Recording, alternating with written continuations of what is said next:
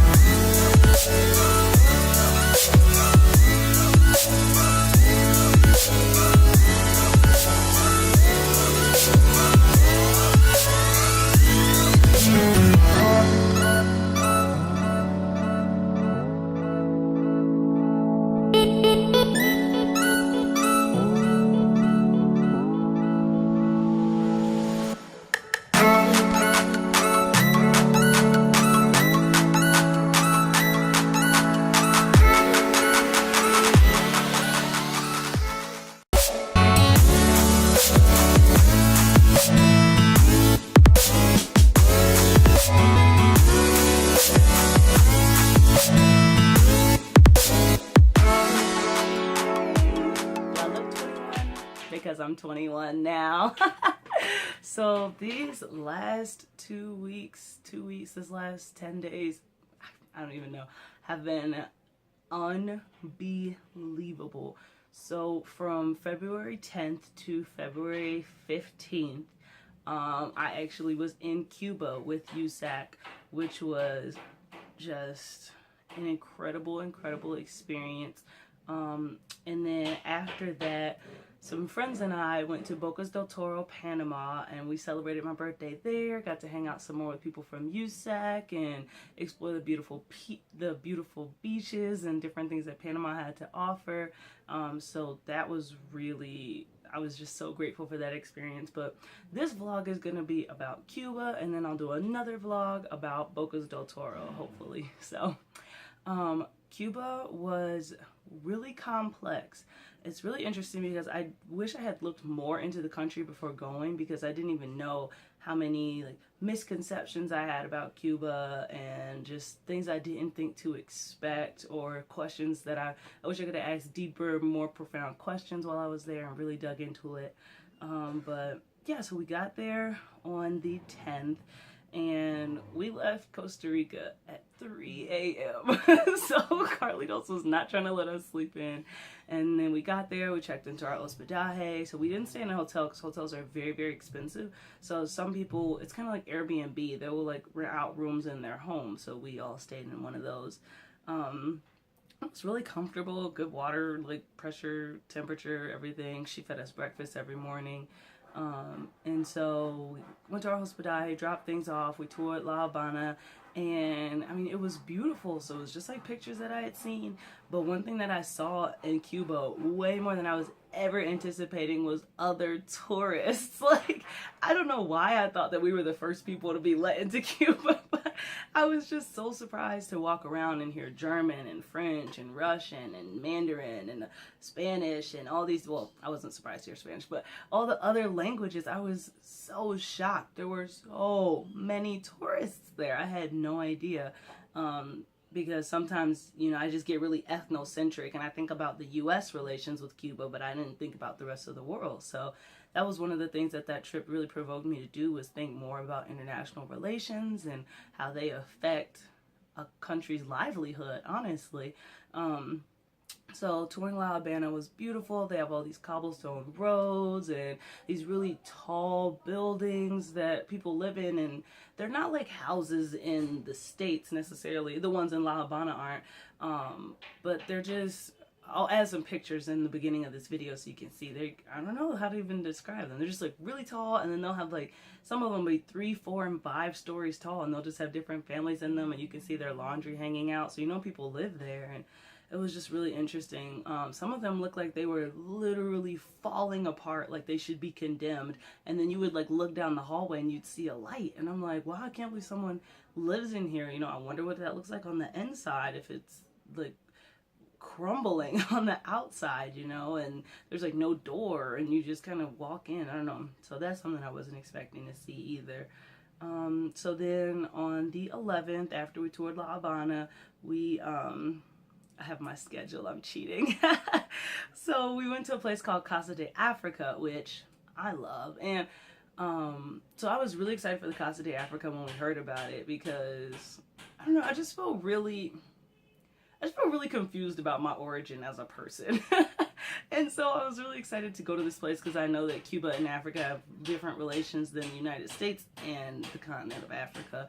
So I was really interested to see how Africa and Cuba, how their story was written, honestly. And we got to listen to Dr. Alberto Granado Duque, and he was a great lecturer and had so many really awesome things to say about Cuba and Africa.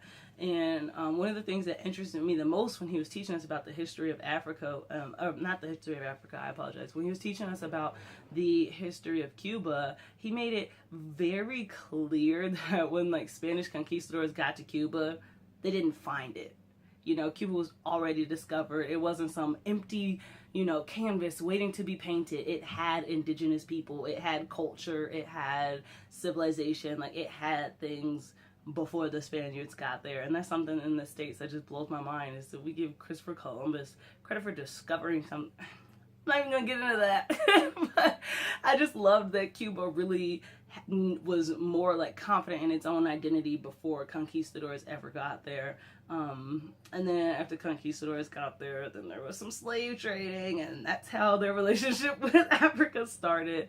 But they've worked on those relations, and they've apologized, and now it doesn't seem, from what I saw, which of course was not necessarily the most like original picture of Canada or Cuba, but from what I saw, it doesn't seem like Cuba has some of the same race relation issues in the United States. I don't know, when I got to Cuba, I was not expecting to see so many Black Cubans.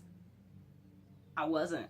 And so whenever I would be out and about, like if I was with the other people from my program, it was like I would get a different type of reaction from the people on the streets and the actual Cubans versus if I was like by myself for a little bit, just like walking back to the hospedaje or going and buy a water bottle or something.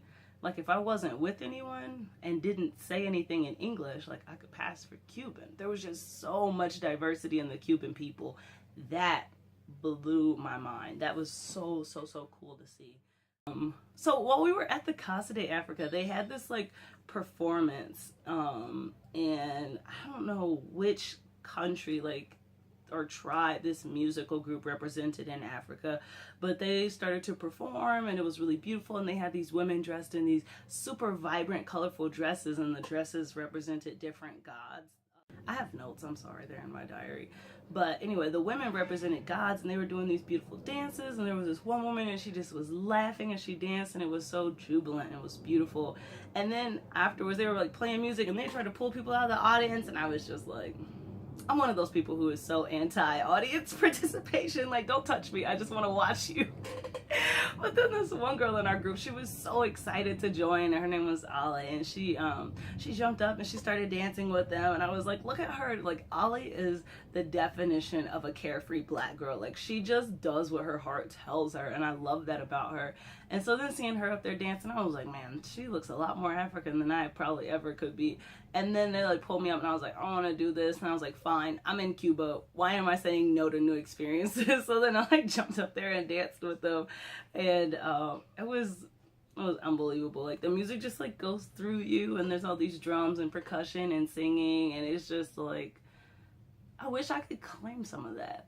Like, I don't know, it'd be nice to know where I came from. But it was a really great experience at the Casa de Africa, and then we went to lunch, and then we had another lecture in the Casa de Africa after that about Cuba and its history, politics, economics. And this was my first visit to a like a communist country, and it's so conflicting.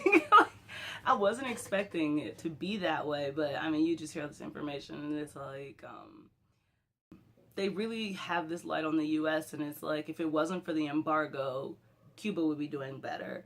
And Cuba is so small and the US is so big that they could lift the embargo and like everyone would benefit from it, you know? And so then of course I'm sitting there like, well, why don't we just lift the stupid embargo? And then it's like, well, you have to look at the relations of the country, and is their government something we can support, and how is that going to work together when Cuba and Russia have really strong relations, but then looks like our president and Russia have really strong relations. So like I said, I think this trip left me with more questions than it answered, which is fine, because I really remember I was having a conversation with a friend last year, and they were saying how they would be totally okay with living their whole life and never getting their passport, and I could not understand that sentiment. I was so excited to study abroad at the time, which of course I still am, and I was just like, how can you not care about ever leaving the United States of America? And they were like, well, why is travel important? And at that time I didn't really have an answer, but now I think that what I would have responded to them was, is travel for me at least has been important because it's helped me to really like learn about international relations firsthand, and not just what I could find on Google, and not just what was in my history books, but actual Cubans telling me their thoughts, and actual people from Costa Rica telling me their thoughts, to really understand how international relations affect people who aren't in government cabinets, you know? And then it also, it just makes me really curious. Like every time I go somewhere, I have so many questions, and so throughout the rest of Cuba and traveling, like it's just been unforgettable, and all the questions that it's made me ask, and it's also just helped me to realize, I don't know, just like the US's role in the world, and somebody's like building something outside my window. I apologize, but back to Cuba. I'm actually going to pause Cuba here, and we'll just call this one part 1 because it's getting a little long, and then later on I will upload part 2 of Cuba February 12th, and we will continue our Cuban adventures there. Until then, thanks for watching.